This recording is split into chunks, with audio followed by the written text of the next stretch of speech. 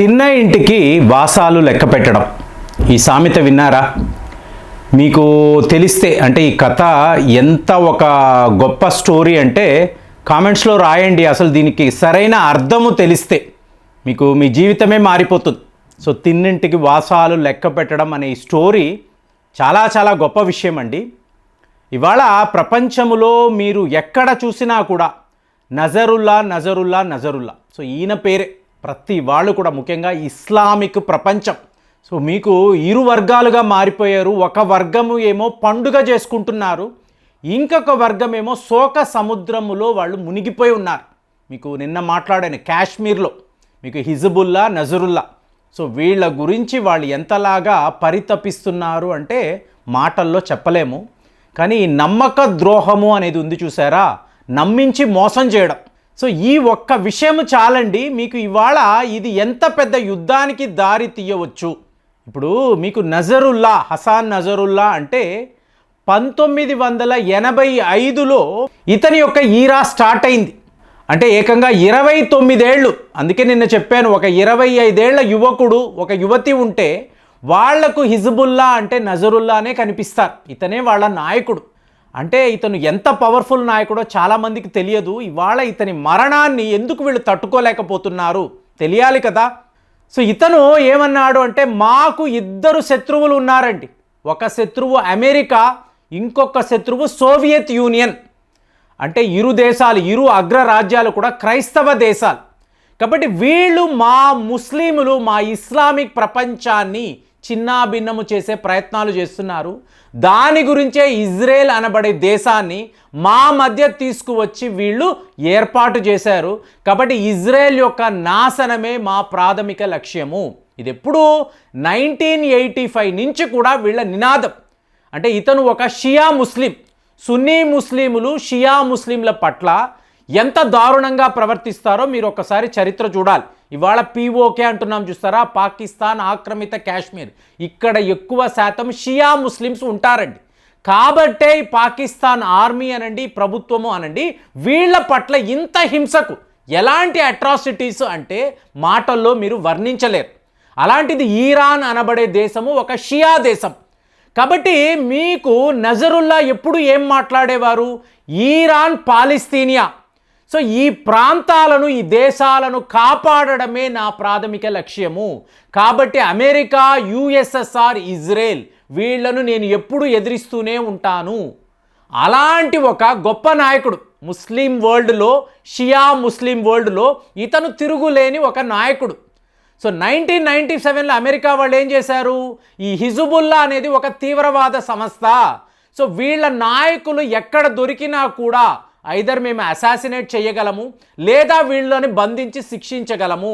ఇలాంటి ఒక తీర్పు అమెరికా ఇచ్చింది.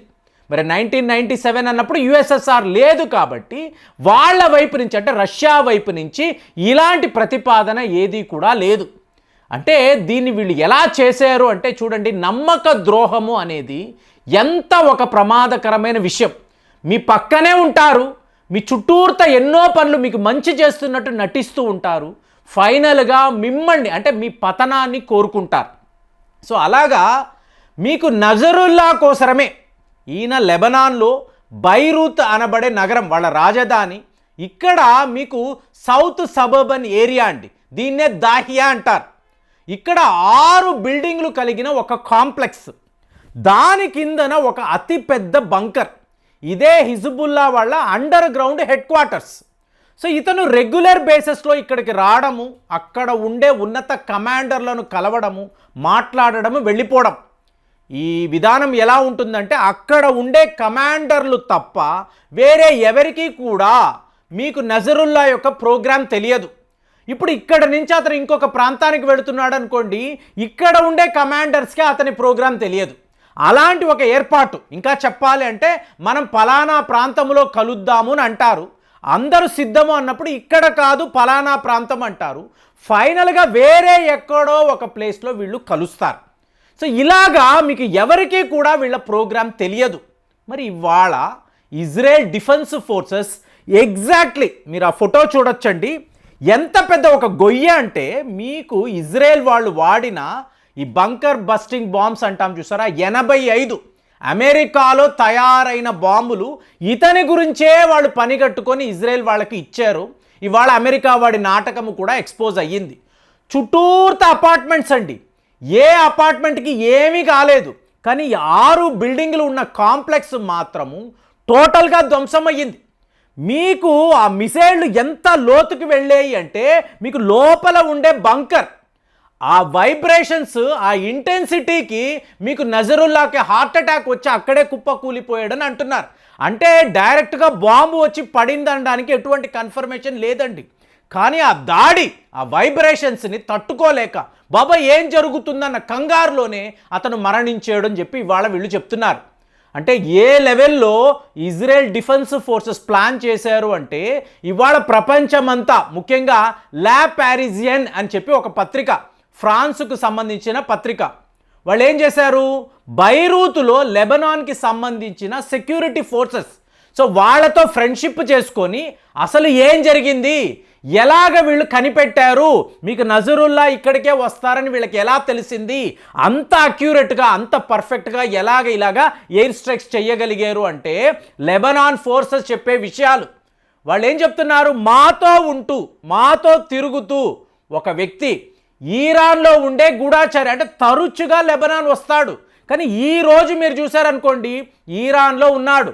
ఈరాన్ యొక్క ఇస్లామిక్ రెవల్యూషనరీ గార్డ్స్ కాప్స్, అందులో అతి ముఖ్యమైన ఒక వ్యక్తి. సో ఇతను పర్ఫెక్ట్గా, ఇతను ఎవరు, Mossad agent. Israel defence forces అతనికి ఎంతలాగా డబ్బు ఇచ్చారు అంటే డబ్బు ముందు మీ జాతి, మీ మతము, మీ దేశము, మీ దేశభక్తి ఏది కూడా ఇక్కడ పని చెయ్యదు. పైసామే పరమాత్మ అంటారు చూసారా, అదే ఇక్కడ వాస్తవం అయిందండి.